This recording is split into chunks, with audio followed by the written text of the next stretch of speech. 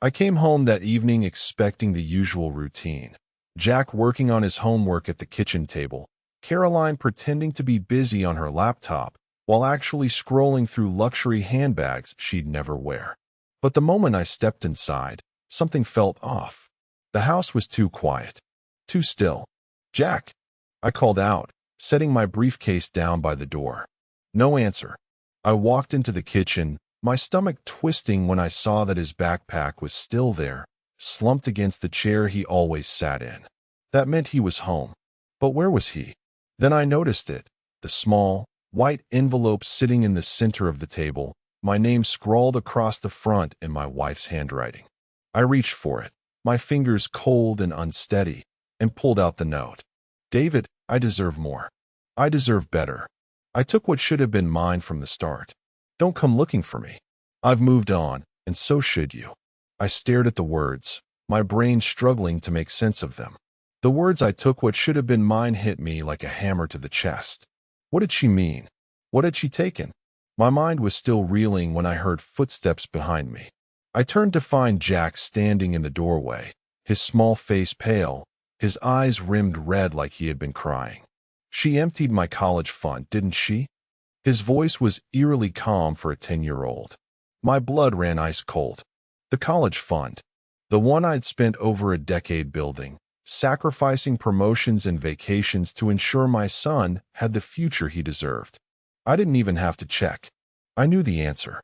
That bitch had robbed our son blind. Jack didn't flinch. He just nodded, like he had already processed what I was only beginning to grasp. And then, to my utter shock, he smirked. "Don't worry, Dad," he said, his voice steady. "I fixed everything." I stared at my son, my mind struggling to catch up. "Fixed everything? What do you mean, Jack?" My voice was low, cautious. Jack walked past me, grabbed a juice box from the fridge like this was just another Tuesday, and plopped himself onto a chair. He took a sip before finally looking up at me, a gleam in his eye that was far too knowing for a 10-year-old. "She tried to move the money yesterday," he said casually. "I saw her on the computer, logging into the bank. She thought I was asleep." He took another sip. "She's really bad at hiding her passwords." My heart pounded against my ribs. "Jack." I moved it first. He set the juice box down and smiled like he just aced a math test. "She thinks it's gone, but it's not." I gripped the back of a chair, my breath uneven. My 10-year-old had outsmarted his own mother? How did you even, I know stuff, Dad." He shrugged like it was the most obvious thing in the world. "I read. I watch. I learn." My pulse was hammering. "Where's the money now?" His smirk deepened. "Somewhere she can't touch." I exhaled, dragging a hand down my face. This was too much. Caroline had tried to steal our son's future, and Jack had managed to pull the rug out from under her. My emotions were warring pride, disbelief, fury. And then I realized something. If she thought she had all the money, she wouldn't have just taken it and left. She would have already spent it, used it as leverage. Which meant she didn't know yet. That explained why my phone wasn't already blowing up with angry, panicked calls. Jack had bought us time. I knelt beside him, my hands on his shoulders. "Jack, listen to me," I said firmly. "You did something incredible, but this isn't over. Your mom is going to find out soon. When she does, she's going to lose it." Jack's eyes darkened, and he nodded. "I know." I studied my son, my brilliant son, and realized something terrifying. He wasn't scared. He was waiting. I didn't sleep that night. Jack had gone to bed as if nothing had happened, but I sat in the living room, gripping a glass of whiskey I wasn't even drinking, staring at my phone. Waiting. Caroline was out there, thinking she had one, thinking she had cleaned out our son's future and run off into the sunset with her pathetic excuse of a boyfriend. But soon, very soon, she was going to realize the truth. And when she did, she would come crashing back. At 2:37 a.m., the first call came. The screen lit up with her name. Caroline. I didn't answer. Another call. Then another. By the fourth, I was smirking. I could imagine it now, her waking up in some overpriced hotel suite with Nathan, stretching like a cat, feeling untouchable. Then logging into the bank and realizing she had nothing. Good. Let her panic. At 3:15 a.m., the text started. Caroline, David, we need to talk. Caroline, call me now. Caroline, something is wrong with the bank. There's been a mistake. I nearly laughed. A mistake? Yeah, sweetheart. The mistake was thinking you could steal from your own son and get away with it. By 5 a.m., my phone was still vibrating every few minutes, her desperation growing. Caroline, David, please. Just answer. Caroline, I know you're awake. Caroline, where's the money? There it was. The moment of realization. I set my phone down. Let her stew. Let her suffer. At 7:30 a.m., as I was making Jack's breakfast, the house phone rang. Jack glanced at the caller ID and grinned. Bet she's crying. I ruffled his hair. Let's find out. I answered on the second ring, keeping my voice even. Hello. Caroline's voice was a wreck. David. Oh my God. Something is wrong. The bank, she sucked in a shaky breath. The money is gone. All of it. It was there last night. I checked. I swear. But now. I let the silence stretch just long enough to make her squirm. David? She whimpered. Sounds like you're having a rough morning, I said casually. Shame. She choked on a sob. Oh, I was going to enjoy this. The silence on the line stretched just long enough for me to savor it. I could practically feel her desperation crawling through the phone. David, please, she whispered, her voice barely holding together. You don't understand. The money, it's all gone. I don't know what happened. You have to help me. I leaned back against the kitchen counter, watching Jack happily munch on his toast like this was just another morning. I have to help you? I repeated, my voice dripping with amusement. Yes. The bank must have made a mistake. Or maybe someone hacked my account. Oh my God, what if we've been robbed? I let out a low chuckle. We. Her breathing hitched. I think you're a little confused, Caroline, I continued, keeping my tone smooth. Because we didn't do anything. You stole money from your own son. You ran off with your boy toy like some desperate teenager. And now, what? You're calling me because your grand plan fell apart. She sniffled, her breath ragged. David, I didn't steal it. I needed it. And it's not like Jack was using it yet. Jack rolled his eyes at her pathetic excuse, taking another bite of toast. I exhaled sharply through my nose, shaking my head. You know, I used to think you were just selfish. But this. I let out a dark chuckle. This is pathetic. There was a beat of silence. Then her tone shifted, sharp, defensive, ugly. Don't you dare judge me, David, she snapped. You never understood how hard it was for me. You made me live like some middle-class nobody while I watched other women thrive. I deserved more. I cut her off. You deserve exactly what you're getting right now. Another sharp inhale. She wasn't used to this. Wasn't used to me talking to her like this. David. Her voice softened, slipping into that fake, syrupy tone she used when she wanted something. Listen, I know I screwed up, okay? But I need your help. Nathan is freaking out. The hotel won't even let us check out without paying the bill. I smirked. Oh, now it was getting interesting. So, you mean to tell me that not only do you not have Jack's money, but you also don't have your own money? Nathan didn't cover the expenses for his grand getaway? Her silence was deafening. I let out a slow, mocking hum. Huh, that's tough. David, please, she whispered, her voice cracking. I have nothing. I need you. Jack snorted under his breath, shaking his head. I smiled. Yeah, well, Jack and I? We don't need you. And with that, I hung up. The moment I ended the call, Jack burst out laughing, nearly choking on his toast. She actually thought you'd help her? I smirked, shaking my head. She still thinks she can manipulate her way out of this. Jack leaned forward, resting his elbows on the table. What do you think she'll do next? I exhaled slowly, considering the options. Caroline had backed herself into a corner. She had no money, no leverage, and judging by the way she panicked, Nathan wasn't exactly the knight in shining armor she thought he was. She's going to try again, I said finally. She's desperate. And desperate people make stupid choices. Jack grinned. Good. I hope she gets even dumber. I ruffled his hair, chuckling. That's the plan, kid. And sure enough, 20 minutes later, my phone buzzed again. I glanced at the screen. Unknown number. I smirked. Oh, Caroline. You're already scrambling.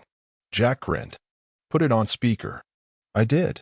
The moment I answered, her voice came through, breathless and furious. You hung up on me? She shrieked. David, I am in serious trouble. They're threatening to call the cops because the hotel bill isn't paid. Nathan's gone.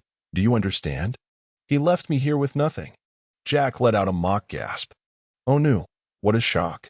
I covered the receiver, suppressing a laugh. Caroline didn't hear him. She was too busy spiraling. David, please. I swear, I was going to pay it back. I was going to get a loan, or something. But I need your help right now. Just this one time. I leaned against the counter, my voice flat. You mean you want me to bail you out? She hesitated. I wouldn't call it that. I cut her off.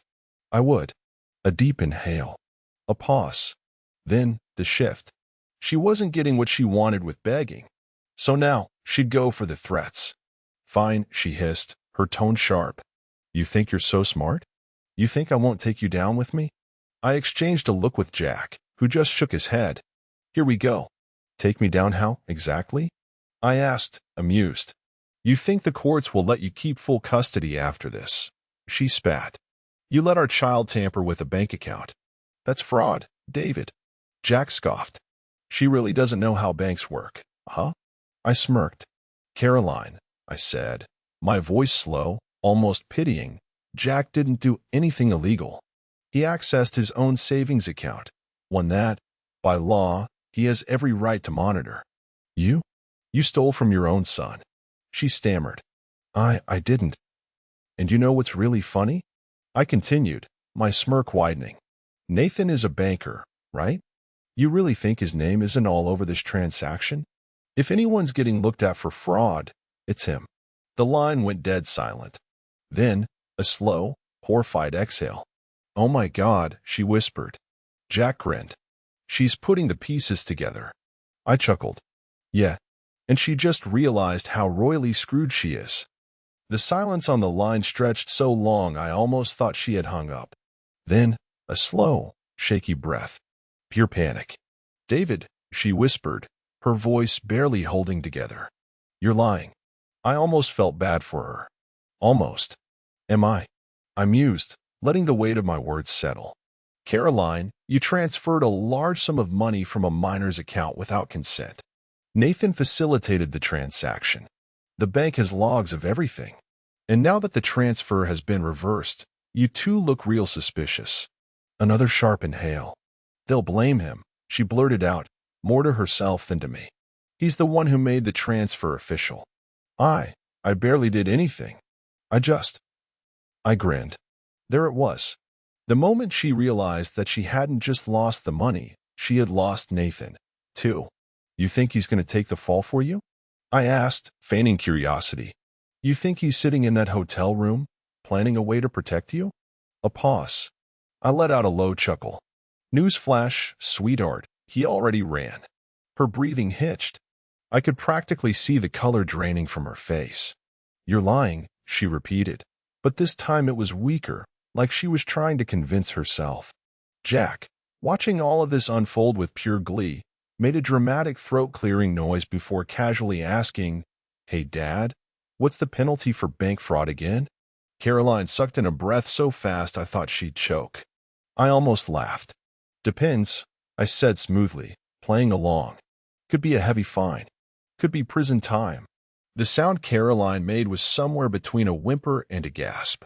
Then she snapped. You set me up, she shrieked, her voice cracking. You did this on purpose. I smiled. No, Caroline. You did this to yourself. She screamed in frustration. Full-on, unhinged, animalistic rage. Jack raised his juice box and a mock toast. To karma. I clanked my coffee mug against it. To karma. Meanwhile, on the other end of the line, Caroline's meltdown was spectacular. This isn't over, David. You hear me? I will ruin you. I glanced at Jack, who gave me an exaggerated yawn. Nah, I said simply. You already ruined yourself. And with that, I hung up. The moment I hung up, Jack collapsed into laughter, practically wheezing. Did you hear her? She's losing it. I smirked, tossing my phone onto the counter. Oh, she's completely unraveling. Jack wiped a tear from his eye, still grinning. So, what now? She's broke, abandoned, and freaking out. What's her next move? I exhaled, rubbing my jaw. She's got two options. One, she runs, tries to disappear, but with no money and no plan, that won't last long. I paused, watching Jack's eyes glimmer with curiosity. Or two, she comes crawling back, looking for a way out. Jack grinned. Crawling back sounds way more fun. And sure enough, less than an hour later, my phone rang again. Same unknown number. Same desperation. Jack leaned forward, eyes eager. Put it on speaker. I answered, but this time, I didn't say a word. I let her sit in the silence, let her feel the weight of what she had done. David. Her voice was shaking, raw. Please, just talk to me. Nothing. Okay, I get it, she rushed on. You're mad. And you have every right to be. But, please, I just need a second chance. I made a mistake. Jack mouthed. A mistake? Before rolling his eyes. I finally spoke, my voice cold.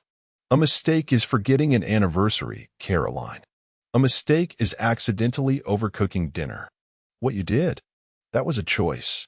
She sniffled. I wasn't thinking clearly. Bullshit, I snapped. You were thinking exactly how you always think about yourself. You didn't care about me. You didn't care about Jack. You saw money and an escape, and you ran. A heavy silence. Then the act. She whimpered, her voice breaking. I have nowhere to go. Jack raised an eyebrow, unimpressed. I stayed silent. David.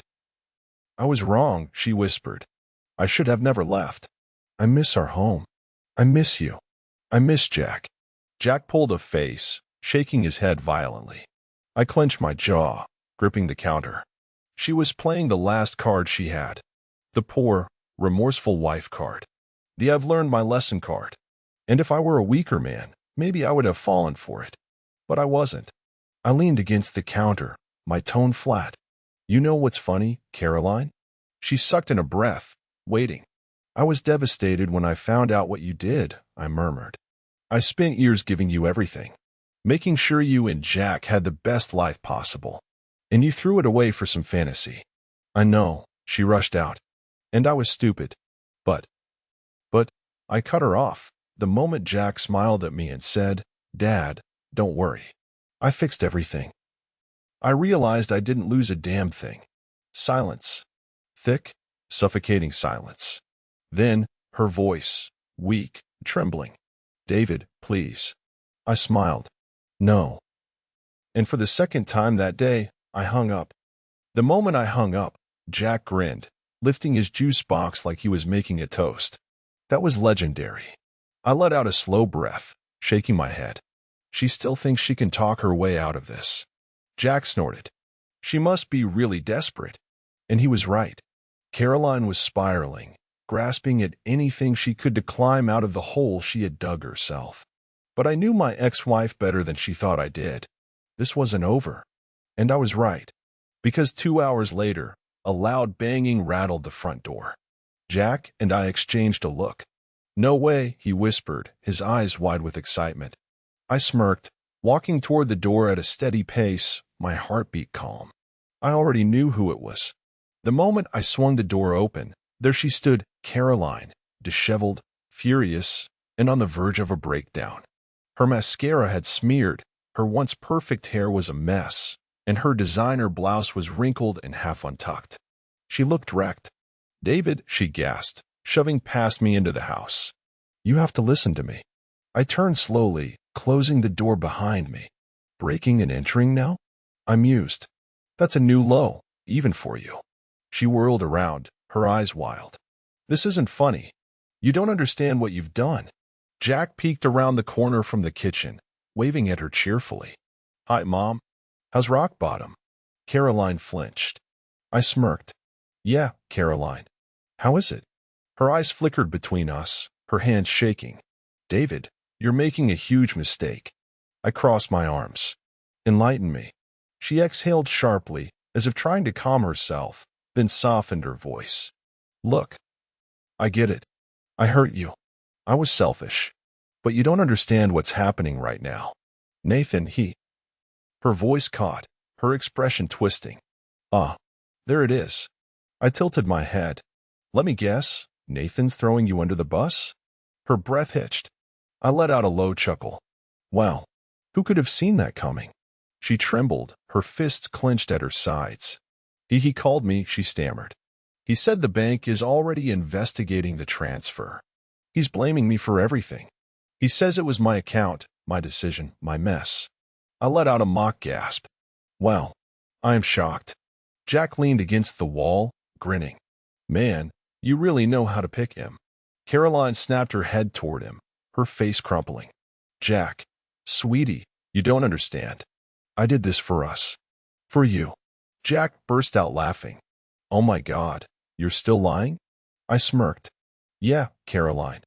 That's a tough sell, considering you emptied your own son's college fund and ran off to a 5-star hotel with another man. Her eyes darkened, her shoulders heaving. I had a plan. It wasn't supposed to be like this. Nathan was supposed to take care of me. He said we'd be set for life. Jack scoffed. Yeah? And where is he now? Her lip trembled. I leaned in slightly, my voice calm, cold, unforgiving. He left you, Caroline. Because that's what people like you do. You use, you take, and then you run. Only this time, you got played. Her breath was shaky, her face a mess of emotions, anger, regret, humiliation. Then she snapped. You think you've won? She shrieked, her voice shaking with rage. You think this is over? I smiled. Oh, sweetheart. Then I stepped closer, my voice dropping to a whisper. This is just getting started. Caroline's face twisted, her breathing ragged as she tried to regain control. But she had none, not anymore. Jack was grinning like this was the best movie he'd ever seen, and honestly, I couldn't blame him. Watching his mother fall apart under the weight of her own destruction was strangely satisfying. You don't get it, do you? She spat, her hands trembling. If the bank thinks I stole the money, they'll come after me. I shrugged. Sounds about right. Her nostrils flared. And if they come after me, I'll tell them everything. I raised an eyebrow. Everything. A twisted smile curled on her lips. That Jack tampered with the accounts. That you were in on it. That you set me up. Jack burst out laughing. Oh, that's cute. You think anyone's gonna believe you? Her eyes flicked to him, something desperate in her gaze. Jack, honey, sweetheart, just tell them the truth. Tell them I never meant to hurt you. Jack's face turned stone cold. You didn't just hurt me, Mom. His voice was calm. Deadly. You betrayed me. She froze. Jack tilted his head, almost bored. You know what's funny? I used to think you actually cared about me, but now I see it. You never cared about anyone but yourself. Her lips parted, like she wanted to argue, but she couldn't, because it was true. And Jack? He wasn't a scared little kid anymore. He was done with her. I crossed my arms, watching her crumble. Go ahead, Caroline. Run to the bank. Tell them whatever story you want. But here's the thing, you weren't the only one who made calls today. She blinked, confused. I smirked. I spoke to a lawyer. The color drained from her face. And guess what? I continued, taking my time. The bank already flagged your account for suspicious activity. Guess whose name is all over the fraud report? She staggered back, shaking her head. No. Jack leaned toward me, whispering loud enough for her to hear. Should we tell her the best part? I grinned. Oh, definitely. I pulled my phone out and pressed play. And then Caroline's own voice filled the room. I needed it. And it's not like Jack was using it yet. Caroline went pale. You never understood how hard it was for me. I deserved more. Her eyes widened in horror. I had a plan. Nathan was supposed to take care of me. The recording ended. Silence. Jack whistled. Man, you really dug your own grave, huh? She took a step forward, her voice low, shaky. David, please. I held up a hand, stopping her cold. You lost the right to beg the second you stole from your own son. Tears welled up in her eyes. I can fix this. No, Caroline. I stepped closer, my voice cold. Jack already did. And for the third time that day, I hung up. Only this time, it was forever. The moment the call cut off, Caroline stood there, frozen, shaking. Jack crossed his arms, tilting his head. So, what's your next move, Mom? Caroline's breathing was ragged, her hands clenching into fists. David, she whispered, her voice cracking. You don't understand what you're doing. I let out a low chuckle. Oh, I understand perfectly. You finally got what you always wanted, Caroline. Her eyes flickered with something desperate. What are you talking about? I smiled. Freedom. She flinched. You wanted to leave? I continued, taking a slow step forward. You wanted a better life. One without Jack. One without me. Well, congratulations. You got it. Her breath hitched. I didn't mean. You meant every damn word. I cut her off, my voice sharp. When you took that money, when you packed your bags, when you ran off with him, that was the moment you made your choice. Jack exhaled loudly, shaking his head. And now she regrets it. Shocking.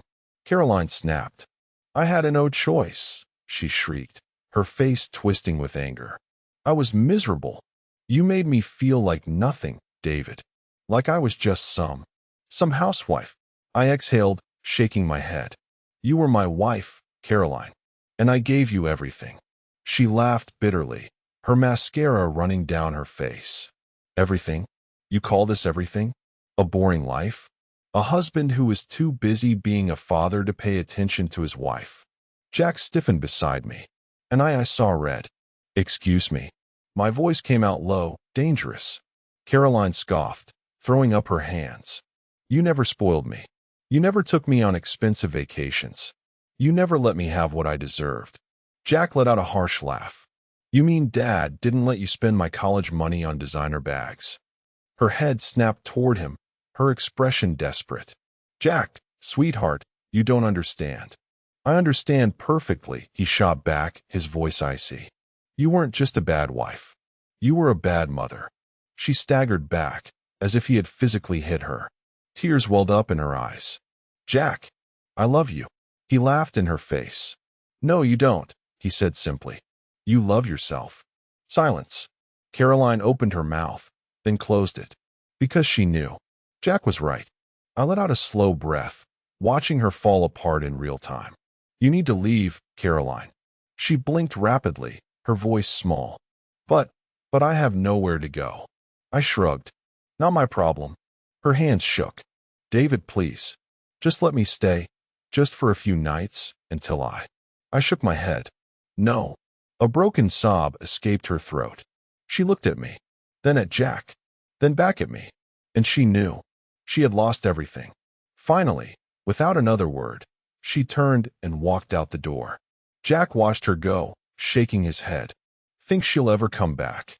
I exhaled, staring at the door, my chest light for the first time in years. No, I said firmly. She's already gone. The door clicked shut behind her. The silence that followed was deafening. Jack exhaled, running a hand through his hair. Wow. He shook his head in disbelief. That was kinda sad. I looked down at my son, surprised. Sad. He shrugged, staring at the door like he expected it to burst open again. I mean, she was awful. But watching her realize she had nothing left? That was just brutal. I studied him for a moment, then placed a hand on his shoulder. You feel bad for her?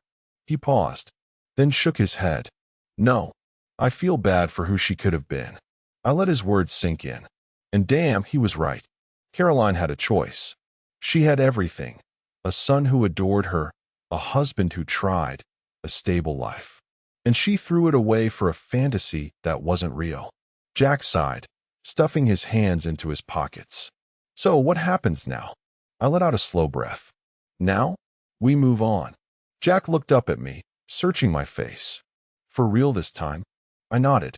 For years, I had been holding on to a marriage that was already dead, holding on to the illusion that Caroline would change, holding on to the belief that if I just worked harder, loved her more, gave her everything, she would finally be happy. But happiness was a choice, and she had chosen her fate. Jack smirked. Guess it's just us now, huh? I ruffled his hair, smiling for the first time in what felt like forever. Just us. He grinned. Cool. Can we order pizza? I let out a laugh, shaking my head. Yeah, kid. We can order pizza. And as we sat there, just me and my son, with no lies, no betrayal, no Caroline, something unexpected happened. For the first time in years, I felt free.